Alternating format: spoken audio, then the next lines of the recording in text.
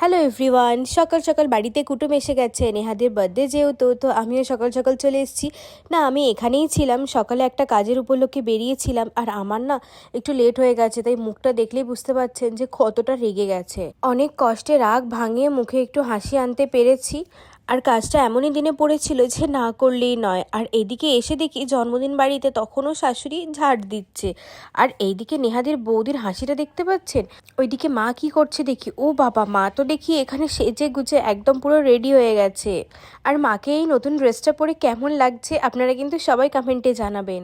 মায়ের বেশ অনেকদিন ধরে এই ড্রেসটা খুব পছন্দ ছিল, কিন্তু মুম্বাইয়ে তো পাওয়া যায়নি, তাই কলকাতায় এসে এখানে মাকে এটা এনে দিয়েছিলাম। আর এদিকে এই বিচ্ছু দুটোকে দেখুন, ওদের না খালি আমার গায়ে দেওয়া চাদরটাই খালি পছন্দ লাগে, আর সব সময় খালি আমার চাদরটা নিয়ে নেয়। আর নেহাদি এদিকে খুশিতে নেচে নেচে মামের জন্য শাড়ি চুজ করছে, যে সবাইকার সাজাগোজা হয়ে গেছে আর মাম কি শাড়ি পরবে। এ দেখো, মাম শাশুড়ি তো আমি বলছি, শোনো এই লাল পাড় সাদা শাড়িটা পরতে দাও। নেভার ভাল লাগবে, বিশ্বাস করো। হ্যাঁ গো, শাশুড়ি হয় এই শাড়িটা পরাও। আর আমি তো ইয়ার্কিমের একটা লাল সাদা বেনারসি ছিল, ভুলি যে শাশুড়ি মানুষ তো লাল সাদা বেনারসি পড়ুক। আর ওইদিকে ততক্ষণে মা বলছে আমিও কিন্তু লাল সাদাই পরেছি। আর সত্যি তাই আমি বলছিলাম, তুমি তো লক্ষ্মী শাশুড়ি, সেই জন্য তুমি সবার আগেই লাল সাদা জামা পরে নিয়েছো। মামের এই আলমারিটা দেখলেই খালি মনে হয় কত মেয়ের স্বপ্ন যে এরকম শাড়ি ভর্তি আলমারি হবে। রান্না সব কমপ্লিট হয়ে গেছে, আগের দিনে অনেক জোগাড় করে রাখা হয়েছিল কাটাকুটি করে। হ্যাঁ, এক সেকেন্ড। তো প্রায় এখন রান্না অনেকটাই কমপ্লিট হয়ে গেছে, ভাজাভুজি হয়তো বাকি আছে, গরম গরম খাওয়ার সময় ভাজবে। আর বাকি সব মেনু হয়ে গেছে রেডি। এবার খাবার টাইমে দেখাবো যে স্পেশাল নেহাদির জন্য কি কি হয়েছে। এবারে এখন সব কাজিনরা মিলে একসাথে বসা হবে, একটু গল্প হবে, তো সেখানেই যাচ্ছি। মা অনেক সেজে গুজে নিয়েছে এই যে, কিন্তু আমি সাজিনি, আমার প্রচণ্ড গরম হচ্ছিল, গরমে ইচিং হচ্ছে, আজকে অনেকটা রোদ উঠেছে, সেই জন্য আমি একটা পাতলা স্লিভলেস একটা ফ্রক পরেছি। তো আমার ভালো লাগছে না আর কোনোভাবে সাজতে, বিকালে যা হয় হবে, বিকালে সাজবো তারপরে। আর এখন খাবো, ভালো কিছু পরলে পড়ে যাবে, দাগ হয়ে যাবে, আর আমি খেতে গেলেই কিছু না কিছু পড়ে যাবে আমার, তো সেই কারণে আমি আর কিছু পরি দিয়ে যাবো। এইদিকে তো এসে দেখি বার্থডে গালি সবাইকে থালা সাজাতে আরম্ভ করে দিয়েছে। আর সবাইকে কি সুন্দর করে বাটি উল্টে যে গোল করে সাজিয়ে ভাত দেয় না, ওইভাবে দেখি ভাত দিচ্ছে।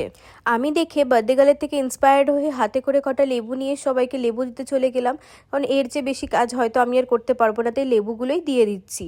আর সবার প্রথমে এই সিনিয়র সিটিজেনগুলোই আগে খেতে বসেছে। না না, মজা করেই বলছি, মানে এই মেসোমণিগুলোই আগে খেতে বসেছে।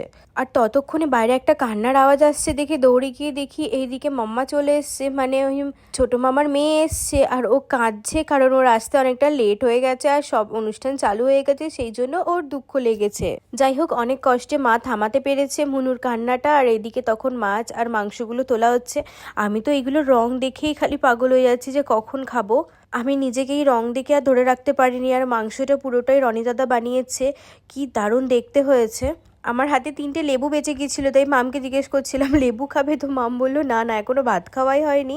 আর তারপরে মা এখানে চিল্লার পাটিগুলোকে নিয়ে খাওয়াতে বসেছিল, কারণ ওইটা সবথেকে বড় একটা দায়িত্ব, যে বাচ্চারা খেয়ে উঠে গেলেই আর কোনো কাজ থাকে না যেন। তো গুলুগুলো আজকে গুড বয় হয়ে গিয়েছিল, আগে খেয়ে ফিনিশ করে একদম উঠে গেছে আর মনুকে এখানে খাওয়াচ্ছে।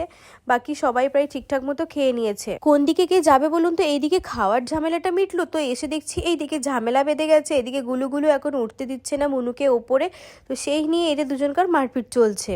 সব বাচ্চাগুলো একসাথে হলে যা হয় আর কি, ওই চেঁচামেচি বেশ ভালোও লাগছে কিন্তু দেখতে। হে ভগবান, এরা যে সিঁড়ির মধ্যে কি করছে আমার তো দেখে ভীষণ ভয় লাগছিল।